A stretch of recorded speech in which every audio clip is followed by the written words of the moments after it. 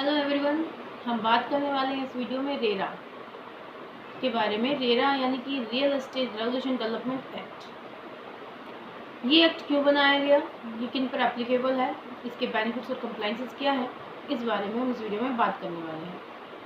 RERA यानी कि real estate regulation development act ये बनाया गया था बिल्डर्स के अगेंस्ट, बिल्डर एंड डेवलपर्स के अगेंस्ट बढ़ती हुई शिकायतें होम बायर्स के और इन्वेस्टर्स की। साथ ही साथ रियल एस्टेट बिजनेस में इन्वेस्टर्स के इंटरेस्ट को बढ़ाया जा सके, होम बायर्स के राइट्स को सेव किया जा सके और इस बिजनेस में होने वाली इलीगल एक्टिविटीज़ को और फ्रॉड को कंट्रोल किया जा सके। रेरा में कौन अप्लाई करता है या किसको रिक्वायरमेंट है रजिस्टर करने की, तो वो है कोई भी एक पर्सन। यहाँ पे पर्सन कोई भी इंडिविजुअल, कोई भी पार्टनरशिप फर्म, कोई भी company, LLP, HUF, trust society हो सकते हैं। अगर वो एज ए बिल्डर कंस्ट्रक्शन का काम कर रहे हैं या एज ए ओनर करवा रहे हैं, मोटिव है कंस्ट्रक्शन के बाद सेल करने का। अब वो कोई भी इंडस्ट्रियल, कमर्शियल, रेजिडेंशियल प्लॉट हो सकता है, लैंड डेवलपमेंट का काम हो सकता है जिसमें लैंड की प्लॉटिंग है कर रही जा रही है और वो सेल करने हैं। लेकिन अगर वो प्रोजेक्ट आपका 500 स्क्वायर मीटर से ज़्यादा हो या अपार्टमेंट्स बनवा रहे हैं तो 8 अपार्टमेंट से ज़्यादा का प्रोजेक्ट हो तो आपको रेरा में उस प्रोजेक्ट को रजिस्टर कराना कंपलसरी है। यानी कि आपका मोटिव फॉर सेल होना चाहिए, यानी कि आप मार्केटिंग करेंगे, प्रपोजल करेंगे, अलॉटमेंट करेंगे, सेल करेंगे।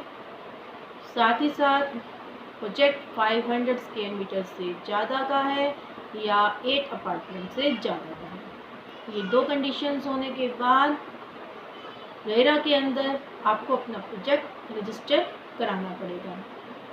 रियल एस्टेट एजेंट्स को भी कंपलसरी है रेरा के अंदर अपना रजिस्ट्रेशन करवाना। कोई भी डेवलपमेंट अथॉरिटी अगर प्राइवेट प्लेस पे या गवर्नमेंट प्लेस पे कोई भी प्रोजेक्ट बना रही है, कर रही है जो अलॉटीज के लिए है, तो उसे भी कराना पड़ेगा उस प्रोजेक्ट को रजिस्टर।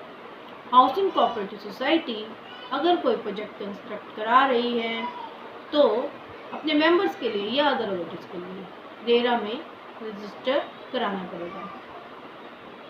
कंप्लाइंसेस की बात करते हैं। कोई भी बिल्डर पहले रजिस्ट्रेशन कराएगा। रजिस्ट्रेशन के लिए जो डॉक्यूमेंट्स हैं वो कुछ इस तरह से हैं, जैसे PAN, ideal, income tax return की पिछले 3 साल की copy, audited balance sheets, declarations हैं, उसमें लैंड टाइटल का डिक्लेरेशन चाहिए, उसका इंश्योरेंस प्लस अप्रूवल्स की डिक्लेरेशन, प्रोजेक्ट की details, sanction plan, project plan, layout plan, साथ ही projection reports, architect, engineer, chartered accountants, उनके नेम, डिटेल्स एक्सेट्रा। जब रजिस्ट्रेशन हो जाएगा तो अदर कंप्लाइंसेस की बात करें तो एक तो बिल्डर को क्वार्टरली रेरा अथॉरिटी की स्टेट वाइज जो वेबसाइट्स हैं उस पर अपलोड करनी पड़ेंगी प्रिस्क्राइब्ड इंफॉर्मेशन या डिटेल जो भी उस बिल्डर से मांगी जाती है, ताकि पब्लिश होने के बाद जनरल पब्लिक उस डिटेल को आसानी से अचीव कर पाए। अब बात करते हैं नेक्स्ट कंप्लाइंस की। बहुत इंपॉर्टेंट कंप्लाइंस है। बिल्डर का जितना कलेक्शन होगा उसका 70% उसे रेरा के डेजिग्नेटेड बैंक अकाउंट में रखना होगा, जिसमें से विड्रॉल वो एडमिन और मार्केटिंग पर्पस के लिए नहीं कर सकता। जो भी पैसा विड्रॉ होगा वो सर्टिफाई होकर होगा। सेकेंड, 30% जो अमाउंट है उस पर कोई रिस्ट्रिक्शन नहीं है। अब बात करते हैं कि आर्किटेक्ट, इंजीनियर, चार्टर्ड अकाउंटेंट्स क्या सर्टिफाई करेंगे। इंजीनियर सर्टिफाई करेगा कि जो कॉस्ट ऑफ कंस्ट्रक्शन में आइटम्स दिखाई गई है वो फिजिकल कंडीशन में लगाई गई या नहीं लगाई गई। आर्किटेक्ट सर्टिफाई करेगा कि जो आइटम्स फिजिकल कंडीशंस में लगाई गई हैं वो प्लान के हिसाब से लगाई गई या नहीं लगाई गई। चार्टर्ड अकाउंटेंट से सर्टिफाई कराना पड़ेगा कि जो कॉस्ट इनकर्ड हुई वो प्लस जो कॉस्ट पे की गई वो सर्टिफाई करानी है। प्रोपोर्शन जो कॉस्ट का निकाला गया उसको सर्टिफाई कराना पड़ेगा। साथ ही जो परसेंटेज कंप्लीट हुई है उसे भी सर्टिफाइड चार्टर्ड अकाउंटेंट से कराना पड़ेगा, क्योंकि अकाउंट से जो विड्रॉल होगा वो परसेंटेज ऑफ कंप्लीशन मेथड के हिसाब से ही होगा। जितना परसेंट कंप्लीशन का सर्टिफाइड बाय चार्टर्ड अकाउंटेंट किया जाएगा उस लिमिट तक पैसा उस अकाउंट से विड्रॉल किया जा सकेगा। साथ ही बिल्डर को एक स्टैट्यूटरी ऑडिटर भी अपॉइंट करना पड़ेगा जो उसके एनुअल अकाउंट्स को ऑडिट करेगा, जो फाइनल ईयर के एंड के बाद 6 महीने के अंदर अंदर स्टैट्यूटरी ऑडिटर के द्वारा दी गई रिपोर्ट को भी सबमिट करना होता है। साथ ही बिल्डर अब सेल अगर एग्रीमेंट के बगैर 10% से ज़्यादा का एडवांस नहीं ले सकता। RWA की स्थापना यानी कि रेजिडेंट वेलफेयर एसोसिएशन, इसका निर्माण भी बिल्डर को ही करके देना पड़ेगा। जिस जगह का कंस्ट्रक्शन बिल्डर कर रहा है उस जगह के लिए RWA की स्थापना भी बिल्डर की ही रिस्पॉन्सिबिलिटी है। RWA उसके अलॉटीज के बाद के जितने इश्यूज हैं उनको सोल्व करता है। ये भी एक तरह की सोसाइटी है जिसके मेंबर्स वो अलॉटीज ही बनते हैं। अब बात करते हैं बिल्डर के अगले कंप्लायंस के बारे में। 5 साल की वारंटी बिल्डर को देनी पड़ेगी। 5 साल की वारंटी, और कोई भी डिफेक्ट जो आता है इंटीमेट होने के 30 दिन के अंदर ठीक भी करना होगा, वो भी बिना कॉस्ट के। टाइम पर प्रोजेक्ट को पूरा करके भी देना पड़ेगा और 3 महीने के अंदर अंदर अलॉटीज को पोजीशन भी फ्लैट्स की देनी पड़ेगी। ये थे कंप्लायंसेस। अब बात करते हैं कुछ बेनिफिट्स के बारे में। होम बायर्स को बहुत सारे बेनिफिट्स हैं। फॉर एग्जांपल सारी इंफॉर्मेशन डिटेल ऑनलाइन इजीली मिल जाती है, जो रेरा की साइट पर है, तो सेफ और प्रूफ भी होती है। अब बात करते हैं नेक्स्ट बेनिफिट जो है 2/3 अलॉटीज की परमिशन लेनी पड़ेगी बिल्डर को अगर कोई भी प्रोजेक्ट प्लान में चेंज किया जाता है। साथ ही अगर कोई डिफेक्ट निकलता है या सेटिस्फेक्शन नहीं होता है या एग्रीमेंट के हिसाब से बायर को नहीं मिलता है तो वो रिफंड ले सकता है विद इंटरेस्ट। अगर कंटिन्यू करना चाहता है तो कंपनसेशन ले सकता है विद इंटरेस्ट। कारपेट एरिया की डिटेल भी क्लियर हो गई है। कारपेट एरिया यानी कि यूजेज एरिया।